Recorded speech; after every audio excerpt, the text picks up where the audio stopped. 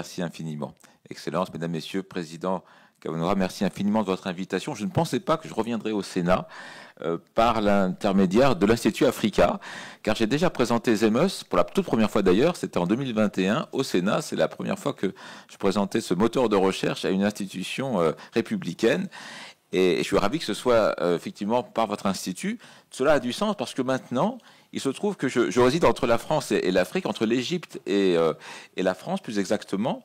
En Égypte, où j'accompagne des volontaires en service civique. Vous savez, les fameux volontaires qui, depuis 2010, parcourent le monde, appuyés par des associations en France, agréés par l'Agence du service civique, pour promouvoir des questions d'intérêt général, hein, évidemment, des questions sociales aussi, jamais de questions financières ou politiques, mais véritablement pour œuvrer au bien commun. Bien, notre association, alors c'est une autre association avec laquelle j'accompagne les volontaires en service civique, qui est aussi une association de dialogue interreligieux. Je crois que je suis très intéressé par votre communication et c'est une très bonne transition, Madame Tricia, parce que de fait, je suis passé de l'interreligieux à l'internumérique, pourrait-on dire, et je crois qu'il y a un lien entre les deux.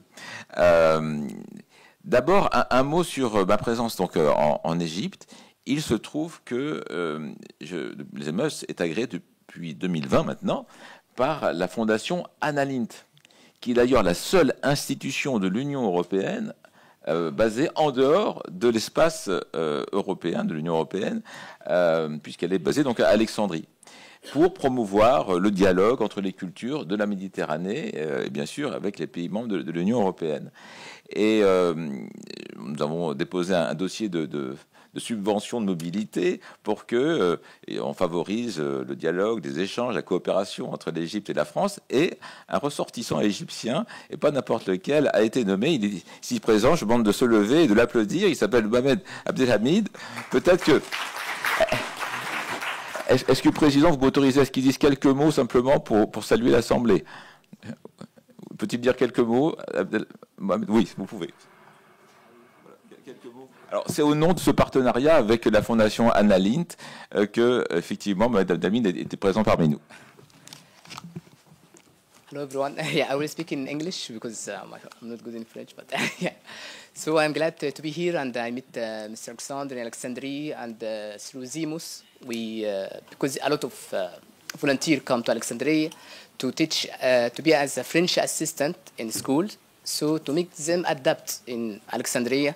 I don't know if you know about Alexandria in Egypt. Alexandria is a Mediterranean city in second after Cairo, and always we say it's a cosmopolitan city, and always Greek and Italian and French live together.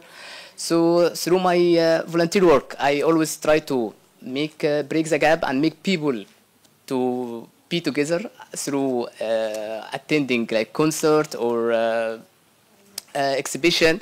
And recently, a lot of people from Sudan came to Alexandria, and they're studying at Alexandria University, and a lot of them have as a musician. So I helped them to make a band that's called the Helm Band.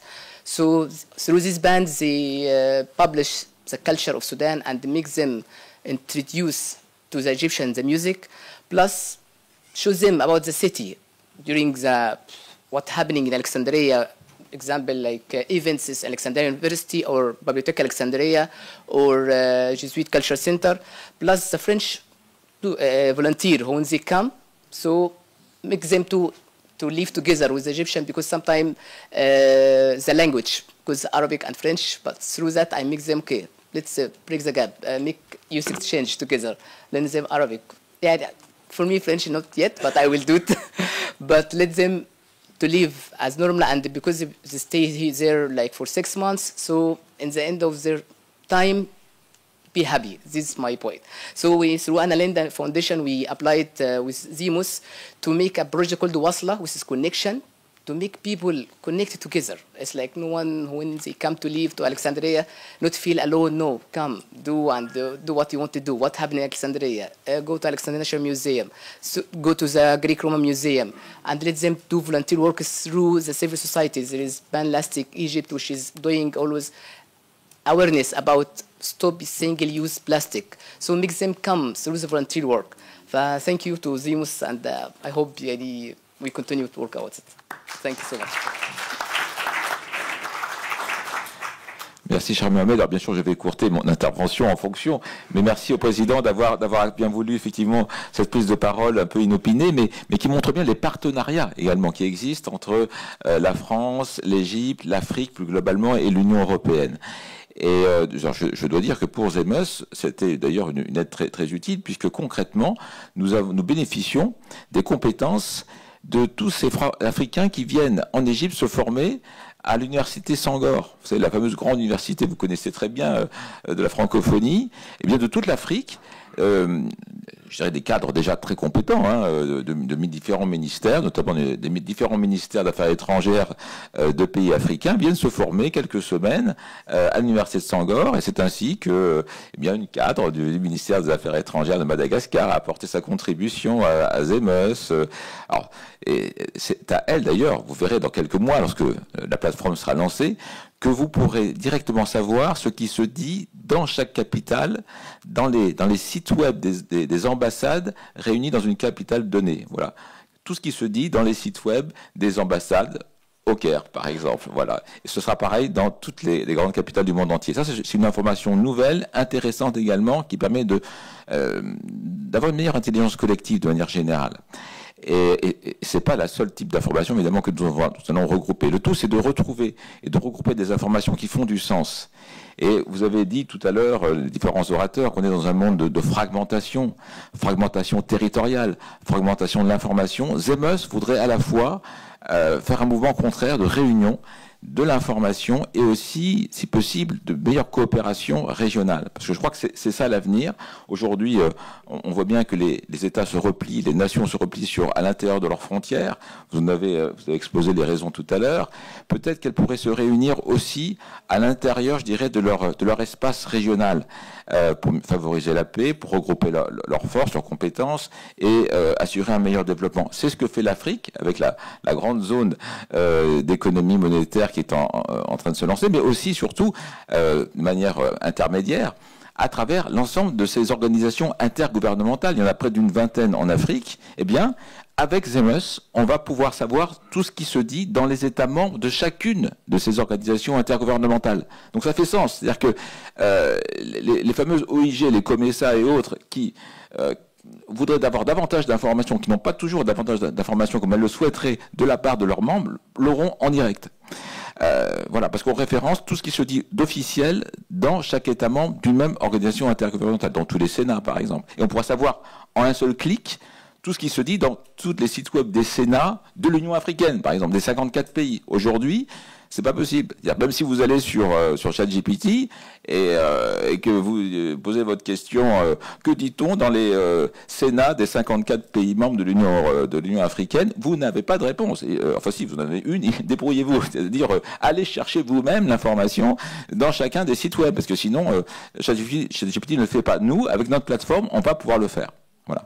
Alors on passe aussi par l'intelligence artificielle, par ailleurs, notamment pour les résumés des revues de presse. Vous allez pouvoir faire des revues de presse avec notre outil. Donc pour les organisations intergouvernementales régionales, ce sera un outil formidable, une plateforme qui permettra non seulement de collecter les informations, mais de les partager entre les membres, entre les États membres. Donc avec une meilleure information, une meilleure intégration régionale devrait s'en suivre. Alors modestement, humblement, mais voilà, on parlait des solutions concrètes, en voilà une au niveau numérique qui peut-être portera ses fruits. En tous les cas, le lancement se paiera d'ici le mois de septembre. Nous avons donc le soutien de la Fondation Annalint, d'Erasmus également. Je rentre d'Allemagne parce que Zemeus également coordonne un programme d'intégration. De la question, c'est comment mieux intégrer, notamment les ressortissants africains, dans l'Union européenne grâce aux outils plateformes numériques. Vous voyez, c'était la question qui nous a occupés pendant quelques jours en Allemagne, avec des partenaires grecs, néerlandais. D'ailleurs, intéressant comme anecdote, les partenaires allemands n'étaient pas allemands, ils étaient nigérians. Les partenaires néerlandais n'étaient pas néerlandais, ils étaient aussi d'ailleurs nigérians. C'est-à-dire en fait, on voit bien que à l'intérieur de l'Union européenne, les acteurs mêmes qui favorisent l'intégration, ce sont souvent les migrants eux-mêmes, vous voyez, qui ne subissent pas en quelque sorte leur vie dans le pays de migration, mais au contraire sont pleinement des acteurs reconnus grâce à Erasmus+, notamment, vous voyez, et on coopère ainsi ensemble. Voilà, donc je pense qu'on a de bons partenariats, et pour conclure, peut-être qu'il me reste encore quelques temps. Une petite minute. Une petite minute. Bah, écoutez, c'est très aimable à vous. Je dirais que on pourra également, avec CMS, détecter les signaux faibles. Vous voyez, lorsque, par exemple, on apprend que des jeunes quittent de manière assez massive les activités sportives, on peut se poser des questions. Le signal faible, c'est est-ce qu'il n'y aurait pas un repli de ces jeunes sur eux-mêmes? Est-ce qu'il n'y aurait pas une dérive vers une certaine forme de radicalisation également? Bon, ça, grâce à l'intelligence artificielle, on va pouvoir très facilement le détecter. C'est-à-dire que vous pourrez, selon votre thématique d'intérêt, l'environnement, enfin, le sujet qui vous intéresse en tant que tel, sélectionner des articles de toutes ces sources, qui sont des sources de première main, et demander à l'intelligence artificielle de détecter les signaux faibles très importants pour mieux détecter la situation dans laquelle on se trouve, les avancées futures, les orientations à venir, et mieux anticiper effectivement ce futur. Voilà des outils tout simples qui se développent, et je suis très heureux que le président de l'Institut Africa, merci infiniment, m'ait invité à en parler. Merci à vous. Parfait.